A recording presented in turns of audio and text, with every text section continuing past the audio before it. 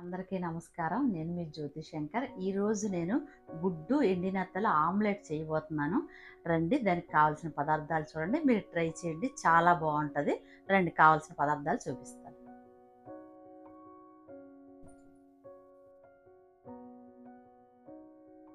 ఇదిగోండి, దీనికి కావాల్సిన పదార్థాలు: గుడ్లు, ఎండినత్తలు. ఇది బాగా ఒక 5 నిమిషాలు కడిగి, ఇసుకంతా పోయిన తర్వాత కడిగి ఆయిల్లో వేసి కొంచెం ఫ్రై చేయాలండి. ఫ్రై చేసి అప్పుడు ముక్కలుగా చేసుకోవాలి.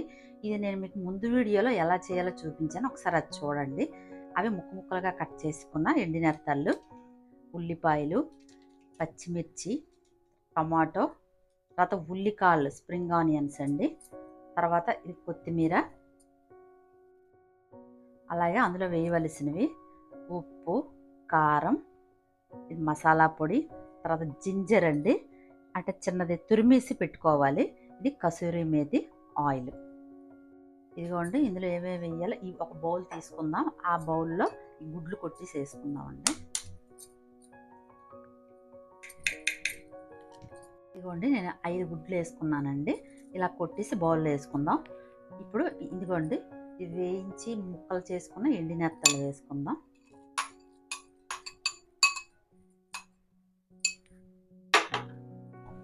తర్వాత ఉల్లిపాయలు వేసుకుందామండి. ఇవి 2 ఉల్లిపాయలు అండి.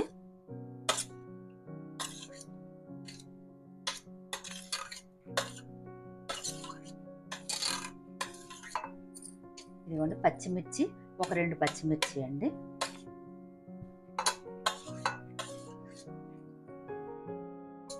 ఇవి ఒక 2 టమాటోస్ అండి.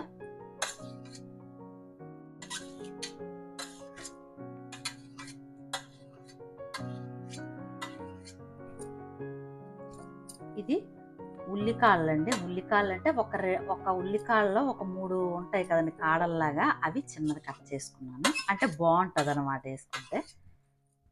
ఇదిగోండి, కొత్తిమీర,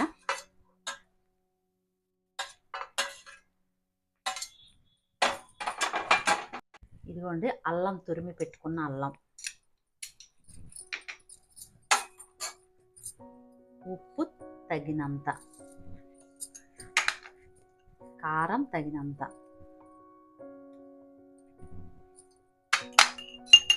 మసాలా పొడి కొంచెం 1/2 స్పూన్, ఇదిగోండి కసూరి మేతి కొంచెం. ఇప్పుడు ఇవన్నీ బాగా కలిపేసుకుందామండి. ఇదిగోండి, ఇలా బాగా కలిపియండి. బాగా కలిపి ఒక 5 నిమిషాలు ఉంచుకున్నారనుకోండి, ఇంకా టేస్ట్ అమోఘంగా ఉంటుంది.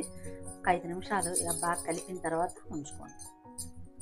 ఇప్పుడు స్టవ్ వెలిగించుకొని ఇదిగోండి అట్ల పెనం పెట్టుకుందాం. ఇదిగోండి, ఇది పెనం వేడెక్కింది. కొంచెం టిష్యూ పేపర్ ఇలా తుడిచామనుకోండి, అట్టు బాగా వస్తుంది. అలా తుడుచుకున్న తర్వాత, ఇది నాన్ స్టిక్ అట్ల పెనం కాబట్టి ఆయిల్ ముందు వేయకూడదండి. వేస్తే అట్టు రాదు. ముందు ఇది వేసేద్దాం. వేసిన తర్వాత చుట్టూ ఆయిల్ వేద్దామండి. ఇది దలసరగా ఉంటే బాగుంటుంది.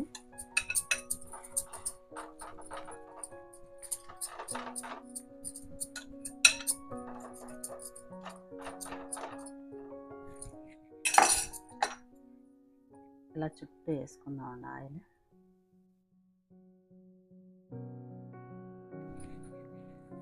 ఇప్పుడు దీని మీద మూత పెట్టుకుందామండి.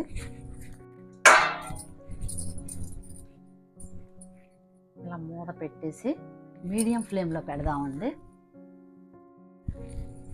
మూత తీసి చూద్దామండి. ఇప్పుడు దీన్ని తిరగేయాలండి. ఒకవేళ తిరగేసినప్పుడు ఇరిగిపోయినా మీరు టేస్ట్ ఏమైపోయిందని అనుకోకండి. టేస్ట్ మాత్రం అలాగే వస్తుంది. కాకపోతే ఇది పెనం నింపుగా వచ్చింది కాబట్టి ఇరుగుతుందేమో అని నాకు డౌటు. మీరు కొంచెం చూసుకొని మీరు ఇంకొంచెం పెద్ద దాంట్లో వేసుకోండి, పెద్ద పెనంలో వేసుకోండి. ఇదిగోండి, అంటే ఇది దిబ్బ రొట్టె టైప్లో వస్తుంది, కానీ టేస్ట్ మాత్రం ఉంటుందండి. అబ్బాబ్బాబ్బా, అమోఘం అండి. ఇదిగోండి, కష్టపడి వీడియో ఆపేసి మరీ తిప్పానండి. ఇదిగోండి, ఇలా తిరగేసాను. ఆయిల్ వేసుకుందాం కొంచెం. ఒక్క నిమిషం అది అయిన తర్వాత తీసేద్దామండి. ఇదిగోండి చూడు, ఇది ఎలా వచ్చిందంటే కేకులా కనబడుతుంది మనకి. చాలా టేస్ట్గా ఉంటుందండి. మరి ట్రై చేయాలి తప్పకుండా. ఆమ్లెట్ అయిపోయిందండి. ఇప్పుడు స్టవ్ ఆఫ్ చేసుకుందాం. ఇది ప్లేట్లో సర్వ్ చేసుకుందామండి. ఎంతో రుచికరమైన టేస్టీ ఎగ్ నెత్తల్, గుడ్డు నెత్తళ్ళు ఆమ్లెట్ అండి రెడీ అయిపోయింది. ఇప్పుడు తిని చూద్దామండి చిన్న ముక్క.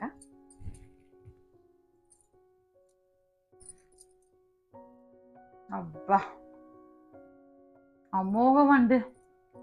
ఈ పిల్లలకి చాలా ఇష్టపడతారు, ఎందుకంటే మెత్తలు పిల్లలు తినరు కాబట్టి ఇందులో వేసి చేశారనుకోండి పిల్లలు ఎంతో ఇష్టంగా లొట్టలు వేసుకొని తింటారు. స్నాక్ ఐటమ్ కింద తినొచ్చు, మనం పప్పుచారు చేసుకొని అందులో ఆమ్లెట్ వేసుకొని నంచుకొని తింటే అమోఘంగా ఉంటుందండి. తప్పకుండా ట్రై చేయండి. మరి ఆమ్లెట్ మాత్రం కొంచెం విరిగింది, మీరు కొంచెం నీట్గా వేసుకోండి. థ్యాంక్ యూ అండి. మీరు మాకు సపోర్ట్ చేయండి, సబ్స్క్రైబ్ చేయండి ప్లీజ్ అండి, ప్లీజ్.